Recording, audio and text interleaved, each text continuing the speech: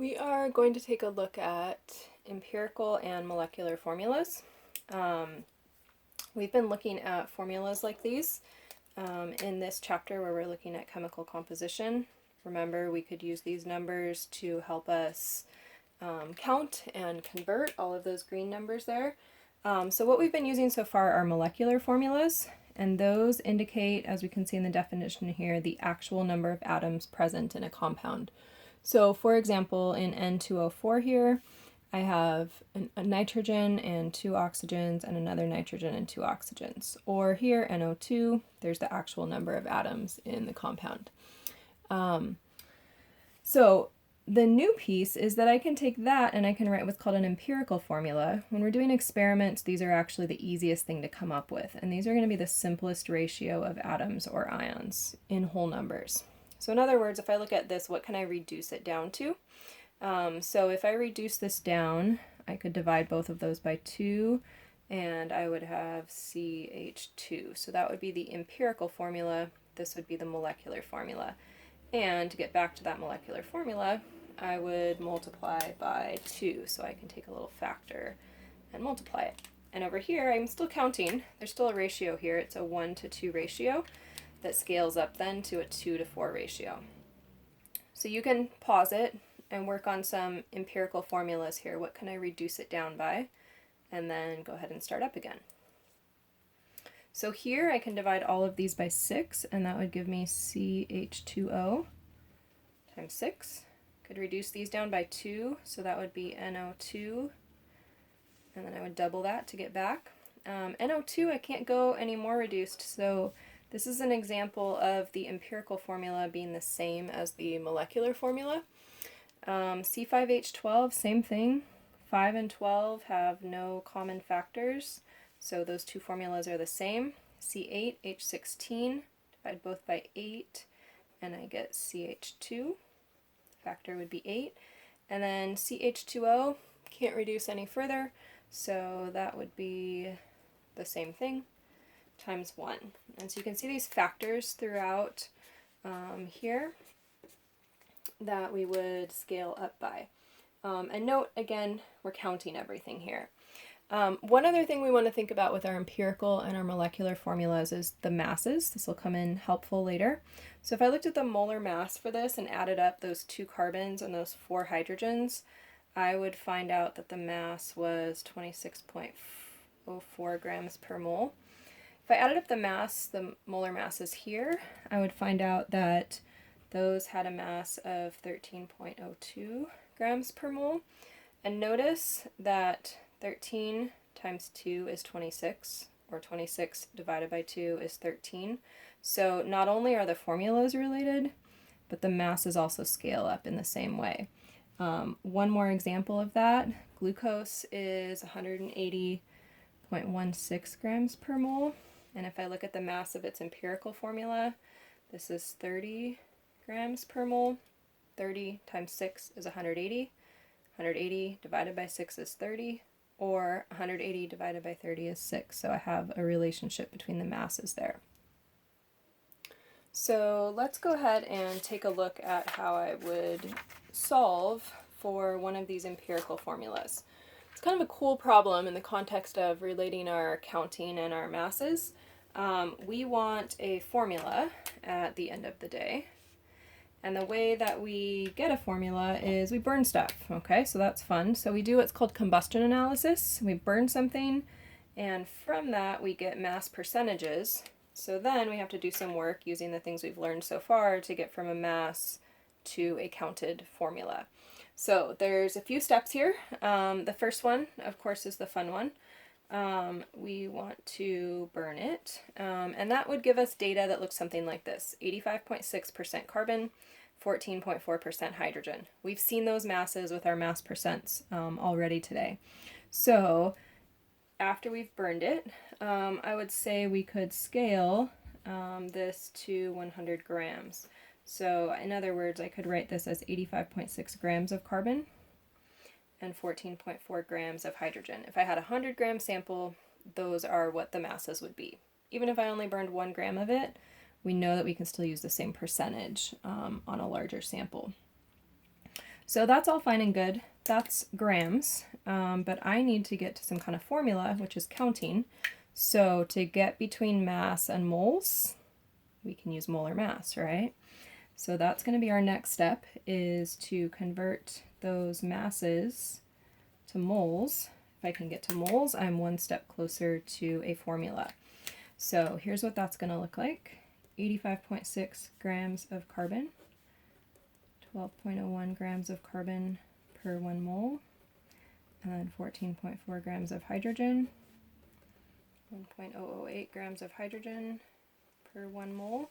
And once I calculate those, I get 7.13 moles of carbon and 14.3 moles of hydrogen.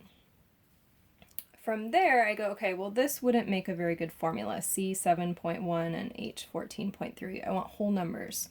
So we're going to, as our next step, divide by the smallest number of moles.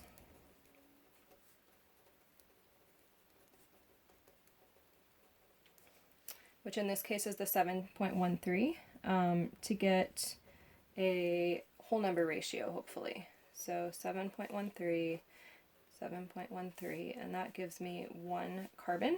Don't worry about significant figures here. If you were aiming for whole numbers for our formula, so you should get very close, and we'll talk about what if you don't get very close, and this would be 2 hydrogens. So now what I've got is I have switched, right, from my masses into moles, and ultimately I now know what the mole ratio is, or the relationship between these two. So that would be CH2 would be my empirical formula. Now, and those are the same numbers that we have been using earlier.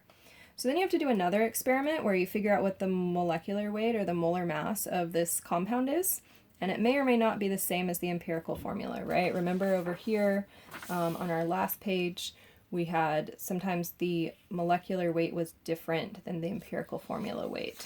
So what we're going to do with that is try to figure out what the scale-up factor is here. If I have this, I just need to know what to multiply it by to get to the molecular formula. So to find that scale-up factor, we want to think about our molecular weight divided by our empirical weight, and that will give me that scale-up factor. So the mass of this, if I add it up, is going to be 14.0 grams per mole, and then I already know that the molecular weight is 70, so 70.38 divided by 14.0 should give us an integer value, and indeed we get 5. 5 then is going to be our scale-up number. So I'm going to take that 5 and I'm going to multiply it times my CH2, and that gives me C times 5 is C5, and H2 times 5, that's going to be 10. So that is my molecular formula to go with my empirical formula. And this would be the actual number of carbons and hydrogens in the compound. So backtracking on our steps here, first we burned it, we scaled it to 100 grams, we converted it to moles, we divided by the smallest number of moles to get a ratio, and then we had our empirical formula.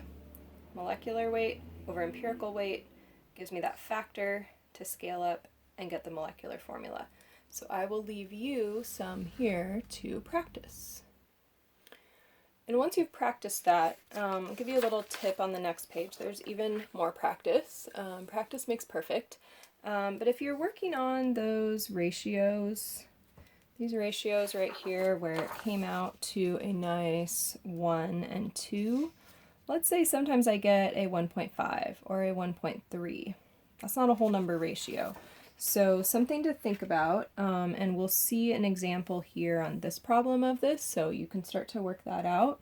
If your ratio comes out with some half to it, Then I need to multiply everything by 2 to scale that up. So let's just say I have 0.5 carbons.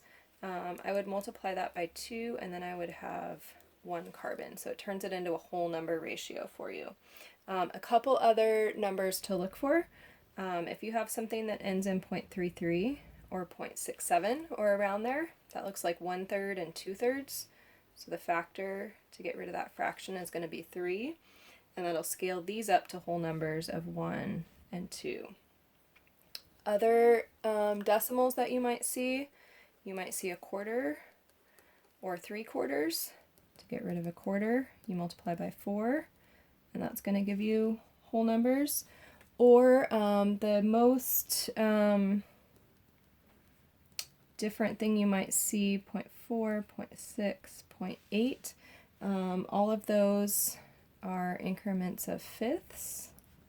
And so if I multiply each of those times 5, I get whole numbers also.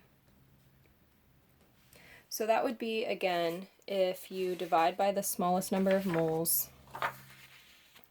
at this step. If you get a 1.99, round it up to 2. 1.98, that's fine, round it up. But if you get, say, a 1.75 or a 1.67, then you're going to need to multiply by one of these factors to get it to a whole number. So try this problem, and bring questions if you have questions on how to do those. Same exact pattern every time.